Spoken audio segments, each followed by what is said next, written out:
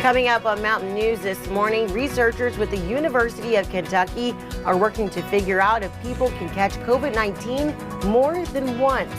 And as employees start returning to work, Governor Beshear is encouraging everyone to wear a mask anytime you are out in public.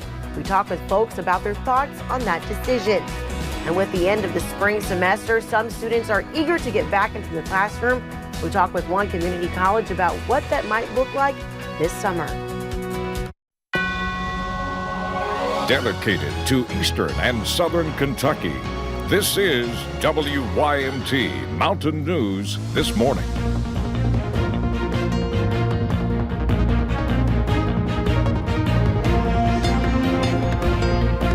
Good morning, I'm Lacey Roberts, and today is Tuesday, May 12th. Thank you for joining us on Mountain News this morning. It's been chilly these past couple of days. You've definitely needed that jacket out there. Let's go ahead and get to Brandon Robinson about what we can expect for today. And I hear there's a warm-up coming up later this week. Yes, there is. Lacey, we're going this morning as you head out the door. Most folks in the 30s right now, 34 in Harlan and Jonesville, 36 in Somerset, 39 Jackson and Hazard. The warmest spot in the region is Huntington, Prestonsburg, and Pikeville, all at 40 this morning. We are looking at temperatures that will climb a little bit as we head deeper into the daytime hours there, and we're going to continue to see, again, a warming trend on the way in the next couple of days. Don't forget, we have that frost advisory until 9 o'clock this morning for most of the area. We'll talk about the extended forecast coming up here in just a little bit. Lacey. Thank you, Brandon. A deadly fire in Knox County sent 2 people to the hospital early Monday morning and killed 1 person, a teenager. This happened in a section of Corbin. WYMT's Connor James stopped by the home and talked with troopers about what happened. It's here along Cedar Bluff Lane where a seemingly quiet neighborhood is even more somber. Days like today is tough on first responders, and as soon as you get done with your shift, it just makes you want to go home and just hold your kids just a little bit tighter today. Caution tape and smoke remind passerbys of what happened here Monday morning. This is where a fire broke out, spreading through this double-wide trailer. Inside this home lived 3 people. What we do know is the teenager that lived here was in custody of his aunt. The boyfriend also lived at this residence. That teenager never made it out. We don't know much about the family other than the boy was only 16 years old. Neighbors say the 3 didn't live here long, but now this is all that's left of that home. The aunt and boyfriend were taken to the hospital where they're expected to be okay. The caution tape remains here as this investigation continues. Yeah, it's very typical anytime that there's a death involved with a structure fire that we contact our arson investigators. They come out, they assist us with the investigation. That's a very standard procedure. Trooper Jacobs, a father himself, says these calls are the ones that hit close to home. Again, it's just a very sad day here in Knox County, and it's a very sad day as a parent or a guardian. In Knox County, Connor James, WYMT Mountain News. The boy's body was sent to Frankfort for an autopsy. A Clay County grand jury will decide whether to indict a man for murder. Police believe in early March, Jeremy Smith assaulted Russell Knuckles at a home. Knuckles later died from his injuries. Smith also faces a tampering with physical evidence charge, and court officials tell us that we should learn if Smith is indicted by early July. 3 suspects are in jail and a 4th is in the hospital after an alleged armed robbery attempt in Laurel County.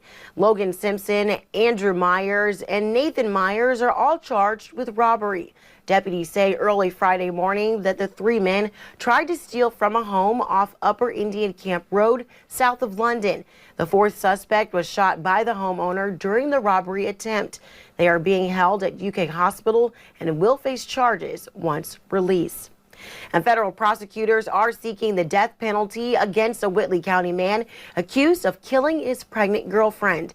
You may remember investigators said this man, Daniel Nance, shot and killed 29-year-old Jerry Johnson in March of 2019.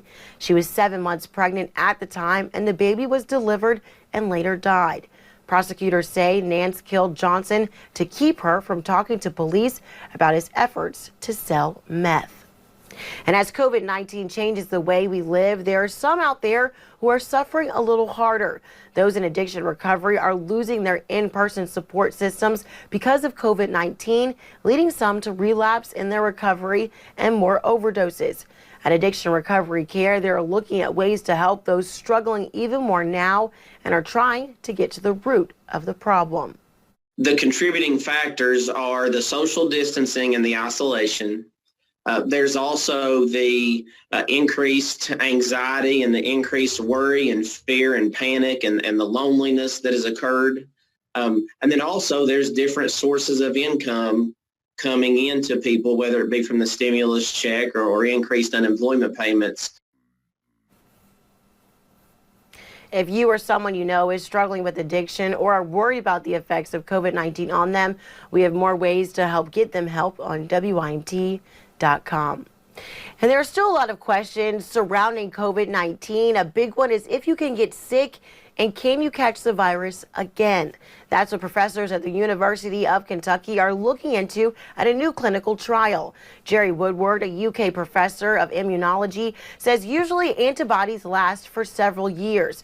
But with a virus that's so new, Woodward says experts still don't know what level of antibody provides immunity. While there are many tests on the market that give yes or no answers to the antibody, Woodward says they may not be accurate. The FDA relaxed their guidelines, and so a lot of questionable tests flooded the market. That isn't to say there are not some tests that are accurate. And so now what people have to be careful about is making sure they're getting a test that is accurate, but that they don't overinterpret the results of that test. Woodward says UK uses tests that measure levels of antibodies versus those yes or no answers. He's hopeful that our body's antibody responses will be protective, but it's going to take time to prove that. And as employees are starting to return to work, Governor Beshear is encouraging everyone to wear a face mask anytime you're out in public. Victor Puente talked to some folks yesterday who say they're doing it for their safety. Near the end of April, Governor Andy Beshear said starting May 11th, he would strongly recommend that any Kentuckians going out in public near other people wear a mask. While no one can force you to wear one, businesses could ask you to leave if you aren't, depending on their policies. Earlier today, I was outside of Meijer and Target on Reynolds Road. People wearing masks far exceeded those who weren't. It's not all that comfortable, but it's the same as the seatbelt. I mean, I feel like I'm asked to wear a seatbelt. One couple told me they came to Meijer looking for them, but left with their faces uncovered. There are no masks available at all anywhere we've asked and there's no masks for sale. They plan to make their own out of cloth and rubber bands. For employees at essential businesses, masks aren't optional. That's led to a lawsuit filed against the governor in federal court. That suit says the owner of Roberts Health Foods, Sybil France, believes the governor is trying to override the Constitution by requiring her employees to wear masks.